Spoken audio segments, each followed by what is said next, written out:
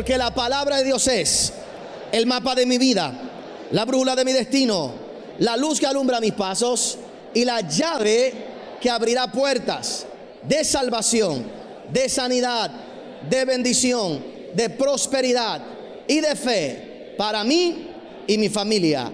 Juntos declaramos y creemos que seremos empoderados por su palabra. Y dale el mejor aplauso que tú puedas ahí al Señor por su palabra. La semana pasada comenzamos a hablar acerca del tema querer y hacer.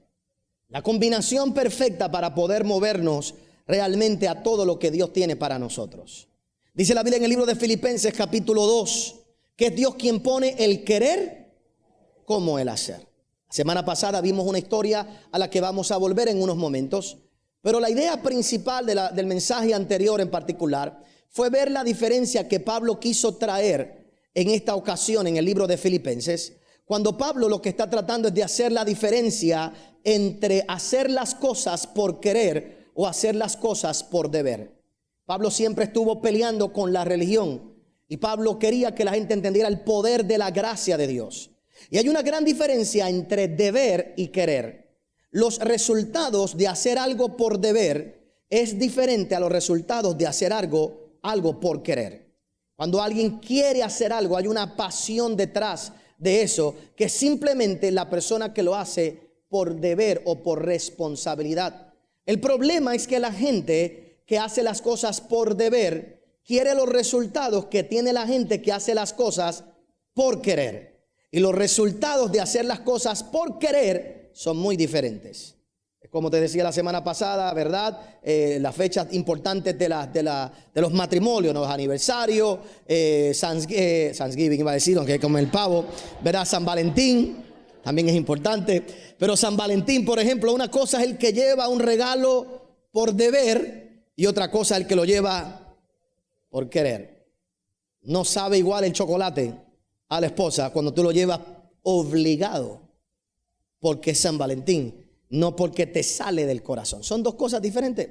Te decía que hay un ejemplo de la Biblia muy claro. En el libro de Génesis está Caín y Abel. Estos dos muchachos van al altar, traen una ofrenda, pero hay una gran diferencia. Uno lo trae por deber. Caín lo que trae es lo que él cree que tiene que traer porque tiene que traerlo, porque está obligado a traerlo. Abel trae lo mejor porque quiere adorar a Dios. Dice la Biblia que a Dios le agradó la ofrenda de ¿quién? De Abel, que fue quien lo hizo por querer, y no le agradó la ofrenda de ¿quién? De Caín, que lo hizo por deber. Pero ¿qué pasó con Caín? Caín mató ¿a quién? Abel, porque el que hace las cosas por deber siempre se molesta por no tener el resultado de aquellos que hacen las cosas por querer, y como no están dispuestos a hacer las cosas porque hacen aquellos que hacen las cosas por querer, lo que te queda es matar al que hace las cosas porque quiere, porque simplemente te pone presión, porque tú sabes que no estás dispuesto a hacer lo que ellos están dispuestos a hacer. Tú haces lo que simplemente sabes que tienes que hacer, no lo que quieres hacer. Entonces es muy triste. Y en la vida mucha gente no progresa en su vida por eso. No aprenden a entender que Dios es quien pone el deber, el querer, como el hacer. Y en nuestra salvación no debe ser por religión. Dios pone el querer en tu vida, ser salvo, y Él te da la fuerza para hacerlo. Nadie debe venir aquí a la iglesia obligado. Tú debes venir aquí porque quieres, y Dios te da la fuerza para venir. Dios te da la oportunidad para venir, y los resultados son diferentes. Ahora, vayamos una vez más a la historia que vimos, que fue la historia del paralítico de Betesda, un hombre que estaba estancado. La semana pasada veíamos a este hombre que aparece en el libro de Juan, capítulo 5. Mira lo que dice el verso 1 en adelante. Vamos a leer varios versos. Dice: después de estas cosas había una fiesta de los judíos, y subió Jesús a Jerusalén. Y hay en Jerusalén, cerca de la puerta de las ovejas, un estanque llamado en hebreo Betesda, el cual tiene 5 pórticos. En estos yacía una multitud de enfermos, ciegos, cojos y paralíticos que esperaban el movimiento del agua. Porque un ángel descendía de tiempo en tiempo al estanque y agitaba el agua, y el que primero descendía al estanque después del movimiento del agua quedaba sano de cualquier enfermedad que tuviese. Y había un hombre que hacía 38 años que estaba enfermo. Cuando Jesús lo vio acostado y supo que llevaba mucho tiempo así, le dijo: ¿quieres ser sano? Señor, le respondió el enfermo, no tengo quien me meta en el estanque cuando se agite el agua. Y entre tanto que yo voy, otro desciende antes que yo. Jesús le dijo: levántate, toma tu lecho y anda. Y al instante aquel hombre fue sanado y tomó su lecho y anduvo. Y era día de ¿qué? ¿Era día de qué? Sí, que día de descanso Dios lo pone a caminar. El día que se supone que él descansara, Dios lo pone a caminar. ¿Se acuerda que la semana pasada veíamos que la puerta de las ovejas era un lugar de actividad y el estanque estaba al lado de la puerta de las ovejas? Así que en un lugar donde había actividad, al lado había gente estancada. Y te decía la semana pasada, tienes que aprender a moverte del estanque al lugar donde hay movimiento. Pero mira curioso que dice la Biblia que esto ocurre el día de reposo. Mira lo que sigue diciendo. Él le respondió en el verso 10, perdón. Entonces los judíos dijeron a aquel que había sido sanado: es día de reposo, no te es lícito llevar tu ¿qué?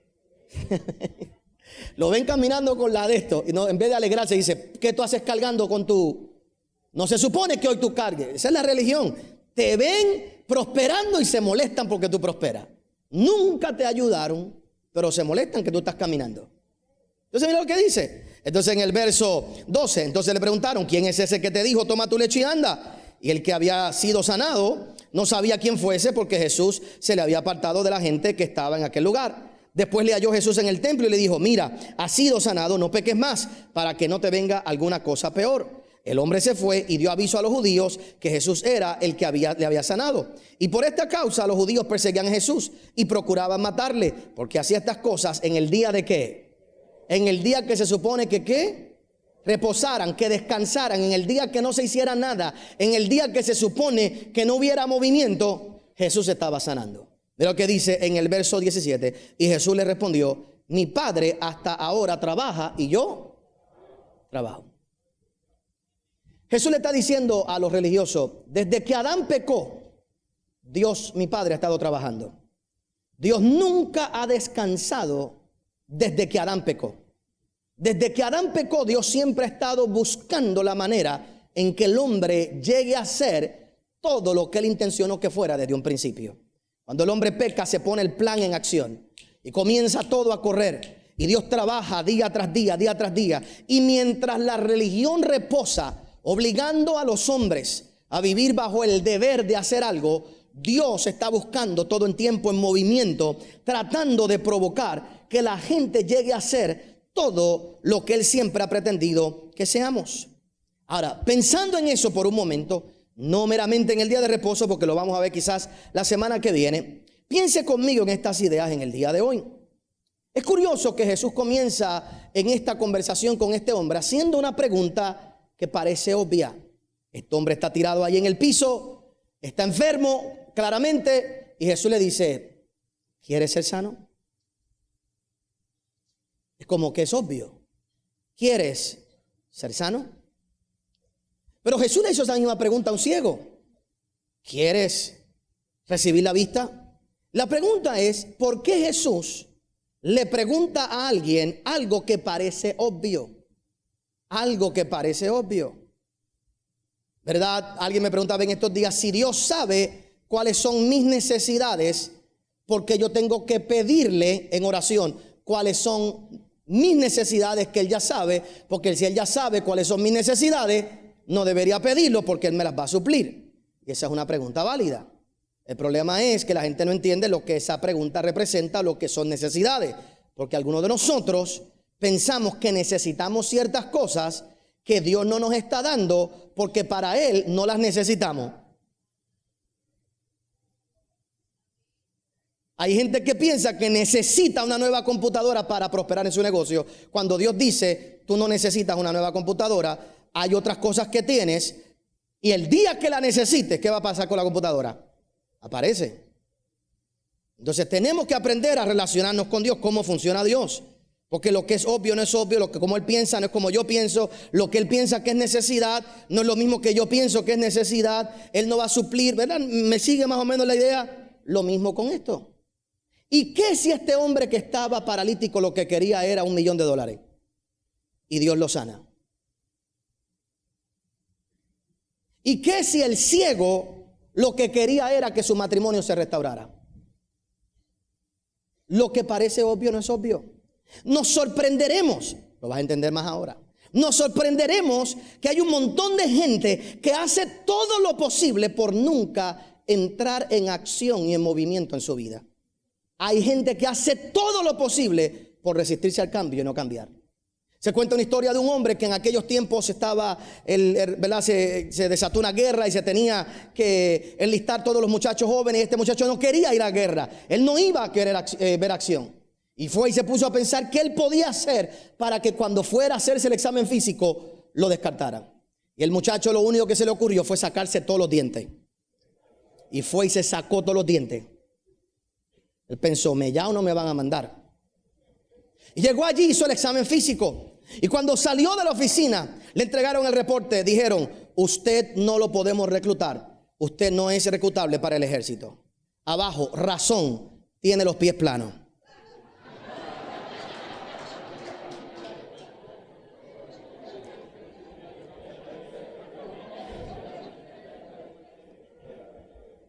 ¿Cuántas veces tú te has sacado los dientes para no hacer algo cuando en realidad tienes otras cosas por las cuales no deberías hacerlo? El punto donde voy es que la gente se va a los extremos simplemente por no tomar acción o no hace nada. Quedamos en ridículo, hacemos cosas innecesarias simplemente porque le sacamos mayor beneficio a estar en un lugar. No sé cuántos aquí han tenido la oportunidad de ir a la Torre de Pisa y ver en Italia la Torre de Pisa. ¿Qué es lo que hace? Primero, que no venden pizza allí. Ahora, la pregunta es, ¿qué es lo que hace interesante la Torre de Pisa? ¿Que está qué?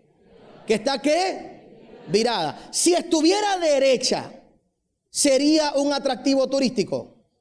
Probablemente sí, pero no a la magnitud que ¿qué? ¿Qué es? Porque la gente va allí a ver un edificio que está ¿qué? Virado. La pregunta es, ¿lo construyeron virado? No. Lo construyeron derecho, pero comenzó a virarse. Y cuando comenzó a virarse, tenían la oportunidad de enderezarlo. Pero no lo enderezaron porque llamó más la atención virado que derecho. Hay gente aquí que virado. Óigame bien, óigame bien. Hay gente aquí que virado llama más la atención que derecho. Entonces, ¿por qué enderezar la Torre de Pisa si el atractivo es que está qué? Virado. La gente paga tomarse una foto y todo el que va allí tiene que tomarse la ridícula foto de qué.